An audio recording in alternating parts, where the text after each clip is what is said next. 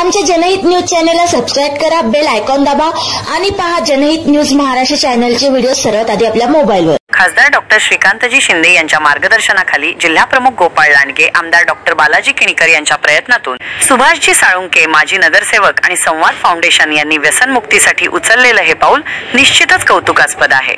अनेक संसार नशामुळे उद्ध्वस्त होतात आणि तरुण वयात अनेकांना आपले प्राण गमवावे लागतात। यावर उपाय म्हणून दारूमुक्त घर व नशामुक्त अंबरनाथ करण्याचा संवाद फाउंडेशनचा संकल्प स्तुत्य आहे। 11 मे 2025 रोजी रोटरी क्लब हॉल, वडवली विभाग, अंबरनाथ पूर्व येथे हे शिबिर उत्साहात पार पडलं। मानसी साळुंके यांनी कार्यक्रमाचे उत्तम सूत्रसंचालन केले। तसेच माजी नगरसेवक उमेश गुंजाळ, विजय पाटील, उद्योजक प्रमोद चौबे, भालचंद्र भोईर, श्रीनिवास वाल्मिकी, युवा सेना पदाधिकारी विक्की भुल्लर, गणेश आयवले, चंद्रकांत भोईर, सचिन गुडेकर आणि इतर पदाधिकारी व लोकप्रतिनिधी यांची उपस्थिती कार्यक्रमाला अधिक महत्त्व देऊन गेली। पहिल्या टप्प्यात 46 दारूग्रस्त व्यक्तींना प्रत्येकी 1500 रुपये किमतीची आयुर्वेदिक औषधे मोफत देण्यात आली आणि प्रख्यात डॉक्टर कृष्णा भावले यांनी औषधे कधी, कशी घ्यावी, कोणती काळजी घ्यावी आणि 100% दारूमुक्ती कशी शक्य आहे याबद्दल प्रभावी समुपदेशन केले।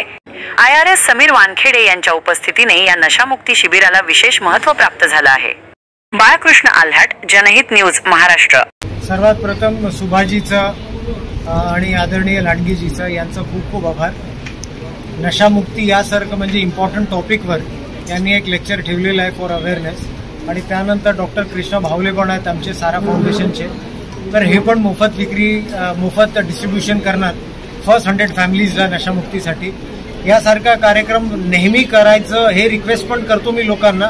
डेव्हलप कंट्री करायचा भारताला तर आपल्याला एक भक्कम आणि स्ट्रॉंग युवक बेस पाहिजे आणि त्यासाठी नशामुक्त भारत पाहिजे। त्यामध्ये माननीय प्रधानमंत्रीजीची जी पहल आहे तर यामध्ये सुभाषजीने काम केलेलं आहे खूप चांगल्या रीतीने, आमचे लांडगेजीने केलेलं आहे, तर त्यांचा खूप खूप धन्यवाद।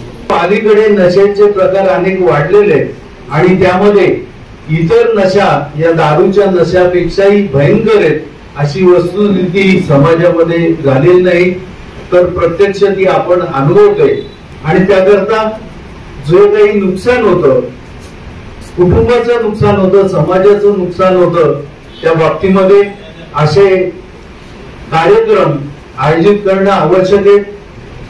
याचा प्रचार आणि प्रसार होणं अत्यंत आवश्यक आहे आणि त्या दृष्टीने सुभाष साळुंके यांनी हा येथे उपक्रम राबवलेला आहे। निश्चितपणे याला चांगल्या प्रकारचं यश येईल। आपले प्रयत्न सातत्याने सुरू ठेवा। सुभाष साळुंके आणि त्यांचे मी खूप खूप आभार मानतो की आपल्या मतदारसंघामध्ये आजचा हा कार्यक्रम म्हणजे खासदार साहेबांच्या मतदारसंघामध्ये पहिला कार्यक्रम आहे आणि मी एक नशिबान आमदार आहे की माझ्या मतदारसंघामध्ये एक चांगले कार्यक्रम होतात आणि समीर वानखेडे साहेब, डॉक्टर साहेब या ठिकाणी आपल्यासाठी आले। मी तुम्हाला सर्वांना या ठिकाणी स्वागत करतो आणि या दोघांचा खूप खूप आभार मानतो। एक चांगला कार्यक्रम अंबरनाथसाठी दिलात आणि इथे जे आपण आलात त्यांनी प्रत्येकाने साहेबांचं भाषण ऐकून म्हणा, मार्गदर्शन ऐकून म्हणा, आपण प्रत्येकाने ठाम मनामध्ये एक विश्वास घेऊन जा, एक संकल्प तयार करा की आपण गेल्यानंतर 10 लोकांकडे घेऊन साहेबांनी दिलेल्या ज्या सूचना जर पोहोचलं तर मला वाटतं आपल्या आयुष्यातला हा सगळ्यात चांगला दिवस असेल। दारूमुक्त घर आणि नशामुक्त अंबरनाथ करण्याचं अभियान आम्ही राबवण्याचा प्रयत्न त्या ठिकाणी सुरू केलेला आहे आणि तो माझ्या वाढदिवसाच्या निमित्ताने।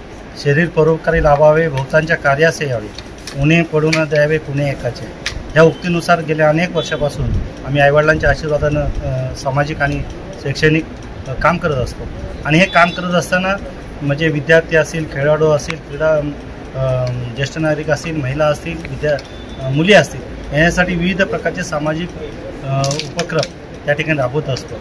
परंतु व्यसनाधीन व्यक्ती गेल्या अनेक दिवसापासून आम्ही पाहतो की मृत्युमुखी पडताना आपण पाहतो। त्या ठिकाणी त्यांनी त्यांच्या कुटुंबामध्ये अनेक दुर्दैवी घटना घडलेल्या या ठिकाणी पाहतो। कोणी आत्महत्या करतो, कोणी कुटुंबामध्ये विद्वेष, द्वेष, विद्रोह त्या ठिकाणी निर्माण होऊन ते कुटुंब लयास गेलेलं आहे, अशा सुद्धा घटना बघतो। बापाला मुलाची तिरडी खांद्यावर नेताना सुद्धा त्या ठिकाणी पाहिजे। मग अशा घटनेनं मन अत्यंत विघ्न होतं आणि त्यांना नशामुक्ती कशी करता येईल त्यासाठी आम्ही डॉक्टर कृष्णा भावळे यांच्या माध्यमातून जे शिबिर कल्याणला विजय भोसले यांच्या माध्यमातून झालं होतं, त्या शिबिराला मी स्वतः 3-4 महिन्यापूर्वी अटेंड केलं आणि ते केलेलं शिबिरामध्ये जो काय अनुभव त्या ठिकाणी आला, ते दारूग्रस्त होते, त्यांची दारूमुक्ती झाली आणि त्यावेळेस आम्ही ठरवलं की अंबरनाथमध्ये असं सुद्धा कार्यक्रम करायचा.